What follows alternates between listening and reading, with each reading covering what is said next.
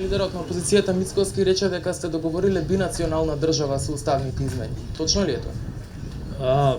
Тоа е уште една од низата небулози и замајување на јавноста од страна на опозицијата. Вие се сеќавате дека истата таа опозиција зборуваше за тоа дека во државата ќе имало не знам колку милиони мигранти, потоа дека државата ќе се кантонизирала. Избори добија на прашањето на кантонизација во 2006 година, ако се сеќавате, вие сте помлада, ама има тука повозрасни како мене кои што се сеќаваат. Во тоа време тогашниот председател на ВМРО ДПМН одеше по Македонија и раскажуваше како државата ќе се кантонизирала заради територијалната поделба. Така беше? Така беше. И освои власта на емоциите на народот и територијалната поделба си остана, а тој у Гепек си отиде у Будимпешта.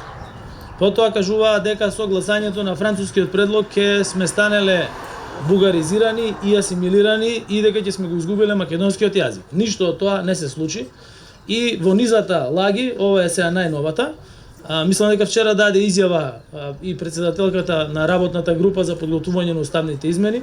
Работната група за подготвување на уставните измени, задолжена од страна на владата, има обврска да подготви уставни измени согласно со преговарачката рамка. Владата ќе биде подносител, а таа се однесува на промена на преамбулата и внесување на други делови од народи во преамбулата, во која што веќе има други делови од народи. Тоа е обврска која што е императив и основна работа на работната група, а подоцна и на собраниските тела според процедурата. Така да се работи за шпекулација и за зборување на нешто од немајкаде, затоа зашто кога ќе изгубите ректориката, кога сите факти ќе ве побијат во тоа што сте го кажувале, тогаш не ви останува ништо друго освен да измислувате нови небулози кои што само ќе шират хистерија и страв кај народот, а нема да направат ништо добро за истиот тој народ.